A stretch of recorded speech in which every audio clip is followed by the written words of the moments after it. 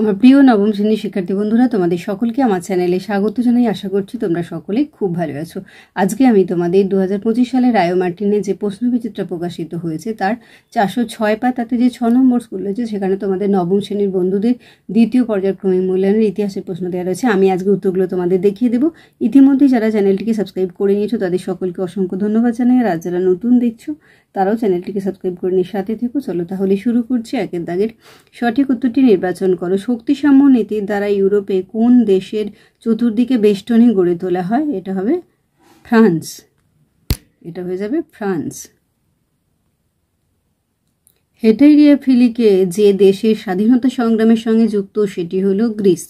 শিল্প বিপ্লবের ফলে উদ্ভূত নতুন দুটি শ্রেণী হলো মালিক ও শ্রমিক। স্পিনিং জেনি আবিষ্কার করেন হার্গিবস। দ্বন্দ্বমূলক বস্তুবাদের প্রবক্তা ছিলেন কার্ল মার্কস এবং অ্যাঙ্গেলস। দুটোই হবে এখানে উত্তর। দ্বন্দ্বমূলক বস্তুবাদের প্রবক্তা তাহলে এই দুটোই লিখবে, কার্ল মার্কস ও অ্যাঙ্গেলস। রুশ ভাষায় নারদ শব্দের অর্থ জনসাধারণ। মেইন ক্যাম্প গ্রন্থটি রচনা করেন হিটলার। স্পেনে একনায়কতন্ত্র প্রতিষ্ঠা করেন জেনারেল ফ্রাঙ্কো। দুইয়ের দাগের পূর্ণবাক্যে উত্তর দাও। রাজা রামমোহন রায় সম্পাদিত কোন পত্রিকায় ফ্রান্সের জুলাই বিপ্লবকে সমর্থন করা হয়? সংবাদ কৌমুদি। ইউটোপিয়া গ্রন্থটি কার লেখা? টমাস মোর। কোন পত্রিকায় লেনিনের বিখ্যাত এপ্রিল থিসিস প্রথম প্রকাশিত হয়? প্রাবোদা। তিনের দাগে সত্য বা মিথ্যা নির্ণয় করো। 1815 থেকে 1848 খ্রিস্টাব্দ পর্যন্ত সময়কাল মেটার্নিকের যুগ নামে পরিচিত। সত্য। শিল্প বিপ্লবের সময় ফ্রান্স বিশ্বের কারখানায় পরিণত হয়। মিথ্যা। যার পিটার দ্য গ্রেটকে আধুনিক রাশিয়ার জনক বলা হয়। সত্য। চারের দাগে নিম্নলিখিত বিবৃতিগুলির সঙ্গে সঠিক ব্যাখ্যাটি নির্বাচন করো। বিবৃতি 1, মেটার্নিক কার্লসবার্গ ডিগ্রি জারি করেছিলেন। দুইটা ব্যাখ্যা 2, জার্মানি জাতীয়তাবাদী আন্দোলনকে দমন করার জন্য। বিবৃতি 2, লেনিন 1921 খ্রিস্টাব্দে নতুন অর্থনৈতিক নীতি এনইপি ঘোষণা করেন। ব্যাখ্যা 2, এটা দেশের ভেঙে পড়া অর্থনীতিকে শক্তিশালী করে তোলার জন্য।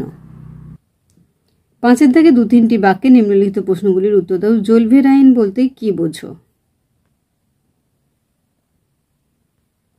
ভিয়েনা সম্মেলনে 1815 খ্রিস্টাব্দে গৃহীত নীতিগুলি কি ছিল? ঘেটো কাকে বলে? প্রথম বিশ্বযুদ্ধে গড়ে ওঠা পরস্পর বিরোধী শক্তি জোট দুটির নাম লেখো। হুভার মোরাটোরিয়াম বলতে কি বোঝো? প্রথম বিশ্বযুদ্ধের প্রত্যক্ষ কারণ কি?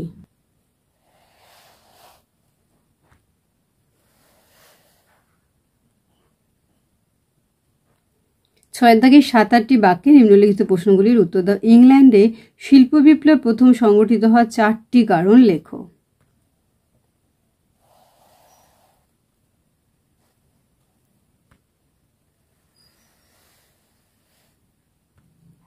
টিকা লেখো। ইয়ং ইতালি দল।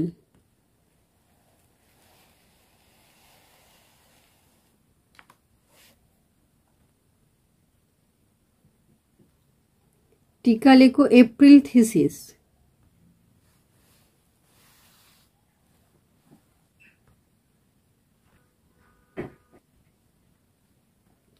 ভাইমার প্রজাতন্ত্র সম্পর্কে সংক্ষেপে আলোচনা করো।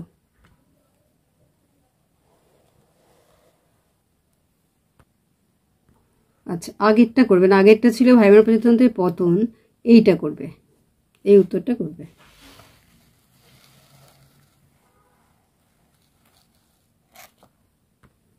7-এর দাগের 15-16টি বাক্যে নিম্নলিখিত প্রশ্নের উত্তর দাও। মেটার্নিক ব্যবস্থা কি? কেন তা ব্যর্থ হয়েছিল?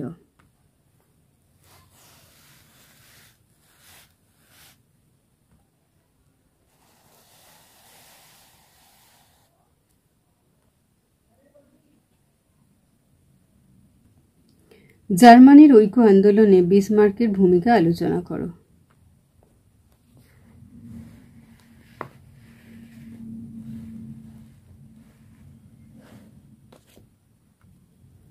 1929 খ্রিস্টাব্দে মহামন্দার কারণ ও তার প্রভাব আলোচনা করো।